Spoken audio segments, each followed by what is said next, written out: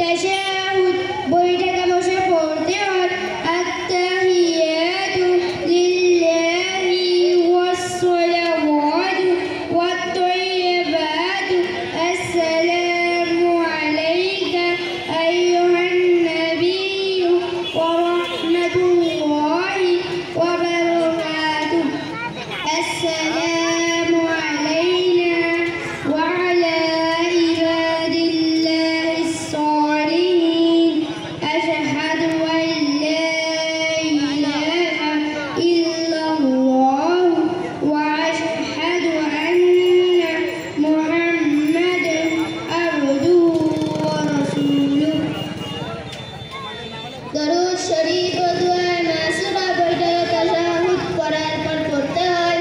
দরুদ শরীফ আল্লাহুম্মা সাল্লি আলা মুহাম্মদ ওয়া আলা আলি মুহাম্মদ কামা সাল্লাইতা আলা ইব্রাহিম ওয়া আলা আলি ইব্রাহিম ইন্নাকা হামিদুম মাজিদ। আল্লাহুম্মা বারিক আলা মুহাম্মদ ওয়া আলা আলি মুহাম্মদ কামা বারাকতা আলা ইব্রাহিম ওয়া আলা আলি ইব্রাহিম ইন্নাকা হামিদুম মাজিদ। দুআ মাসুরা আল্লাহুম্মা ইন্নী যালামতু নাফসি যুলমান কাসীরা ওয়া লা ইয়াগফিরুয যুনুবা ইল্লা আনতা ফাগফির লি মাগফিরাতাম মিন ইনদিক ওয়ারহামনি ইন্নাকা হামিদুম মাজিদ। নামাজ শেষ হয়ে গেলে সালাম ফিরে তিনবার আস্তাগফিরুল্লাহ পড়ব। তারপরে আল্লাহুম্মা আনকাস সালাম ওয়া মিনকাস সালাম তাবারাকতা ইয়া যাল জালালি ওয়াল ইকরাম। তারপরে আল্লাহুম্মা আইন্নি আলা যিকরিকা ওয়া শুকরিকা ওয়া হুসনি ইবাদাতিক। বেদারের নামাজ পড়া ওয়াজিব, যদি ছেড়ে যায় তবে তা কাজা করা জরুরি। বেতেরের নামাজ এশার ফরজ নামাজ হওয়ার পর সুবহে সাদিক পর্যন্ত আদায় করা যেতে পারে। বেতেরের নামাজ পড়ার নিয়ম হলো এশার সুন্নত হতে ফারিগ হওয়ার পর 3 রাকাত বেতেরের উদ্দেশ্যে নিয়ত বাঁধবে। দ্বিতীয় রাকাতে বইটাকে আত্তাহিয়াতু পড়ে তৃতীয় রাকাতের জন্য দাঁড়িয়ে যাবে। সূরা ফাতিহা পড়বে।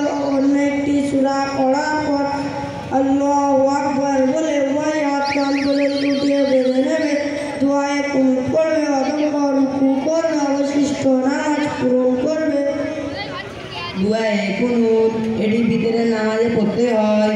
আল্লাহুম্মা ইন্না নাস্তাঈনুকা ওয়া নাস্তাগফিরুকা ওয়া নু'মিনু বিকা ওয়া নাতাওয়াক্কালু আলাইকা ওয়া নুসনি আলাইকাল খায়র ওয়া নাশকুরুকা ওয়া লা নাকফুরুকা ওয়া নাখলাহু ওয়া নাতরুকু মান ইয়াফজুরুকা।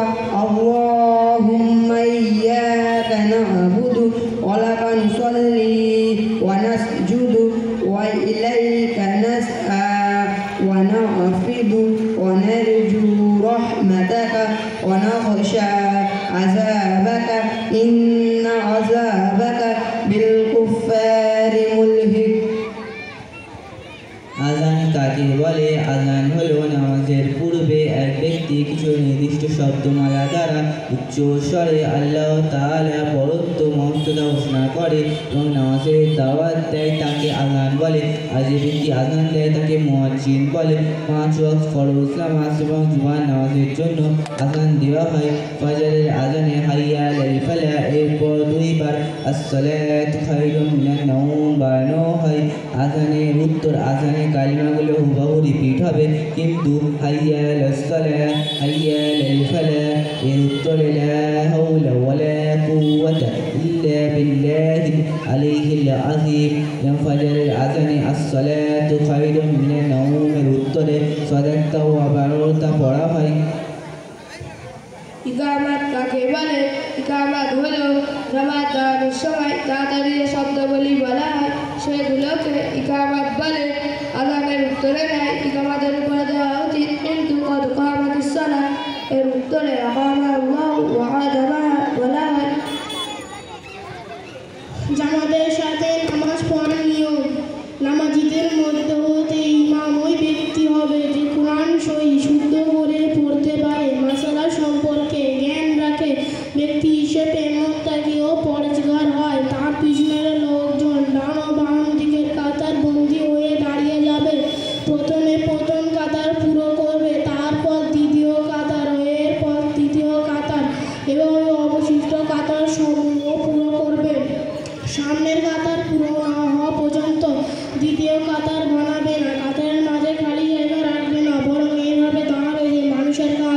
একে অপরের সাথে মিলিত থাকে এবং তাদের পায়ের গোড়ালি এক অপরের বরাবর হয়।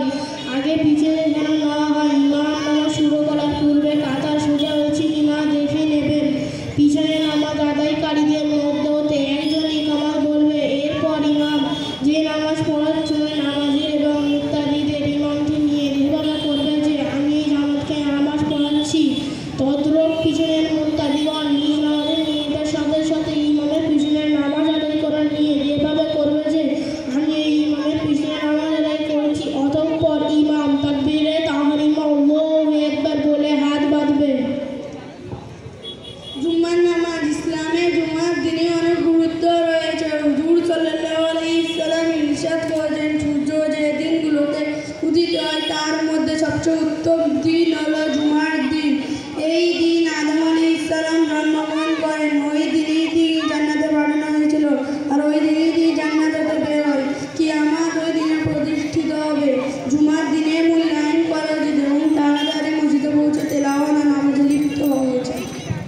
জুমার নামাজ ফরজ। জুমার নামাজ জোহরের সময় পড়া হয়। তার মধ্যে দুই রাকাত নামাজ পড়া ফরজ। জুমার নামাজের পূর্বে ইমাম সাহেব মিম্বারের উপর বসবেন এবং মুয়াজ্জিন সাহেব আযান দেবেন। আযানের পর ইমাম সাহেব নামাজীদের দিকে দাঁড়িয়ে দুটি খুতবা পাঠ করবেন। প্রথম খুতবা দেওয়ার পর অন্তত জিব্রাইল চুপ করে বসে থাকবেন। এরপর দ্বিতীয় খুতবা দেবেন। যখন দ্বিতীয় খুতবা শেষ হবে তখন ইমাম সাহেব মিম্বারে নেমে নামাজ পড়ানোর স্থানে দাঁড়িয়ে যাবেন এবং মুয়াজ্জিন সাহেব ইকামত বলবেন। এরপর ইমাম সাহেব কাতার ঠিক করানোর পর জুমা দুই রাকাত ফরজ নামাজ ওইভাবে পড়াবেন যেভাবে জামাতে পড়ার পদ্ধতিতে বর্ণিত হয়েছে। জুমার নামাজ উভয় রাকাতে সূরা ফাতিহা এবং অন্য একটি সূরা উচ্চস্বরে পড়া হয়। জুমার প্রথম রেখাতে সূরা ফাতিহার পর সূরা আলা এবং দ্বিতীয় রেখাতে সূরা গাশিয়া পড়া সুন্নাত। মাশাআল্লাহ, যখন খুতবা পড়া হয় তার নীরবে শোনা ওয়াজিব। খুতবার সময় কারোর সাথে কথা বলা অথবা অন্য কোনো কাজ করা নিষিদ্ধ, এমনকি নামাজ পড়া নিষিদ্ধ। মাশাআল্লাহ, যখন খুতবা পড়া হয় তার নীরবে শোনা ওয়াজিব। খুতবার সময় কারোর সাথে কথা বলা অথবা অন্য কোনো কাজ করা নিষিদ্ধ, এমনকি নামাজ পড়া নিষিদ্ধ। এগুলি ইশারা নামাজের বিষয়ে